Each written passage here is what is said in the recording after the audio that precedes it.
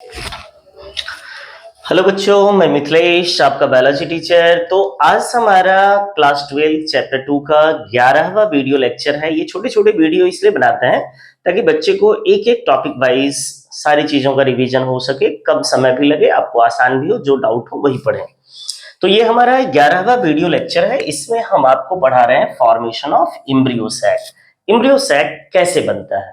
तो इससे पहला वीडियो लेक्चर आपको हम पढ़ाए थे मेगा स्पोर का फॉर्मेशन कैसे होता है, और रिजल्ट मिला था कि 4 मेगा स्पोर एक बार में बनते हैं। एक मेगा स्पोर मदर सेल से जो हैप्लॉइड होता है, और ये भी बताया थे कि 3 मेगा स्पोर जो होते हैं माइक्रोपाइलर इंड का, वो डीजेनरेट हो जाता है और केवल एक कलेजल इंड वाला फंक्शनल हो जाता है, उसका नाम देते हैं फंक्शनल मेगा स्पोर।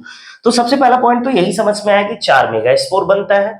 4 में से माइक्रोपाइलर इंड का 3 डीजेनरेट हो जाता है और एक ही एक्टिव हो पाता है, जिसका नाम देते हैं फंक्शनल मेगा स्पोर।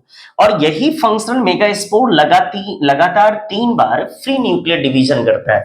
जब पहला न्यूक्लियर डिवीजन करता है तो 1 से 2 न्यूक्लियस का फॉर्मेशन करता है, फिर दूसरा न्यूक्लियर डिवीजन करता है तो 2 से 4 न्यूक्लियस बनता है, फिर तीसरा बार करता है तो 4 से 8 न्यूक्लियस बनता है। यानी एक ही फंक्शनल मेगा स्पोर में, जनरली आप जो माइटोसिस पढ़ते हैं उसमें होता ये है कि एक सेल पहले कैरियोकाइनेसिस करता है, न्यूक्लियस का डिवीजन, तो 1 से 2 न्यूक्लियस हुए एक सेल के अंदर, फिर वही दोनों सेल वॉल का फॉर्मेशन करके फिर 2 सेल में बदल जाता है। लेकिन यहां पर ऐसा नहीं होता है। पहले जितने उसे न्यूक्लियस को डिवाइड करके जितना नंबर गेन करना है, उतना नंबर पहले न्यूक्लियस का गेन किया, इसलिए नाम दिया फ्री न्यूक्लियर डिवीजन। तो 3 बार फ्री न्यूक्लियर डिवीजन किया है, जिससे 8 न्यूक्लियस बने हैं। तो देख रहे हैं, एक बार फ्री न्यूक्लियर डिवीजन किया तो 2 न्यूक्लियस बने हैं, दोनों अपोजिट एंड पे मूव कर गया है, यानी एक माइक्रोपाइल और एक चलेचल पे। फिर देखिए दूसरे बार हुआ है तो इस दोनों में माइटोसिस हुआ है फ्री न्यूक्लियर, तो 2 से 4 बने और अल्टीमेटली 4 से 8 न्यूक्लियस बना है। अब इस 8 न्यूक्लियस के ऊपर सेल वॉल का फॉर्मेशन होगा, यानी सभी अपने अपने साइटोप्लाज्म के साथ अलग अलग हो जाएंगे, सेल वॉल का फॉर्मेशन हो जाएगा और यही बनाएगा आगे एम्ब्रियो सैक का।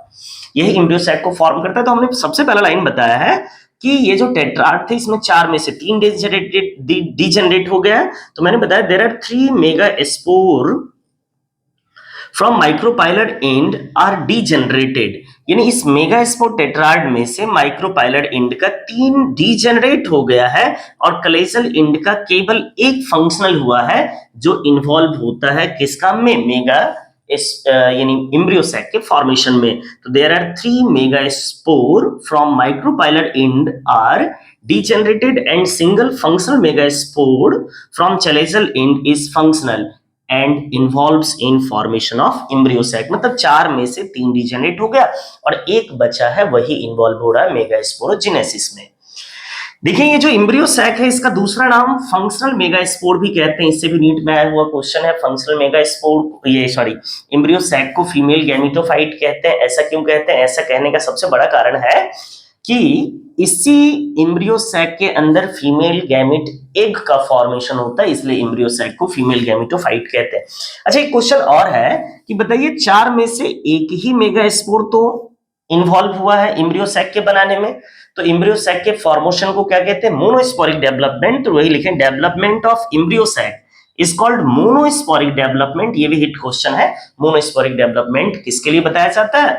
यानी एम्ब्रियो सैक के लिए। 4 तो बने थे लेकिन 3 डिजेनरेट हो गए, एक ही बचा है, वही आगे एम्ब्रियो सैक को बनाता है, इसलिए एम्ब्रियो सैक का डेवलपमेंट मोनोस्पोरिक डेवलपमेंट कहलाता है। फिर बताया है कि इसी में लगातार 3 बार इंडोमाइटोसिस हुआ है, तो 1 से 2, 2 से 4, 4 से 8। वही the functional megaspore undergoes 3 free nuclear cell division and form 1 से 2, 1 से 2, 2 से 4, 2 से 4 और 4 से 8 न्यूक्लियस। फिर इसी के ऊपर सेल वॉल का फॉर्मेशन होता है, यही आगे एम्ब्रियो सैक का फॉर्मेशन करता है। तो अगला हमारा वीडियो क्या होगा? एम्ब्रियो सैक का फॉर्मेशन। तो ये सारी कहानी कहाँ चल रहे हैं? ये सभी चल रहे हैं ओव्यूल के अंदर। तो ये छोटी सी इंफॉर्मेटिव वीडियो था, ये बड़े काम का है, बहुत बच्चे को समझ में नहीं आता है। अगर वीडियो अच्छा लगा हो तो अपने दोस्तों में शेयर करें और कमेंट करें। धन्यवाद। मिलते हैं अगले वीडियो लेक्चर में। आज ही।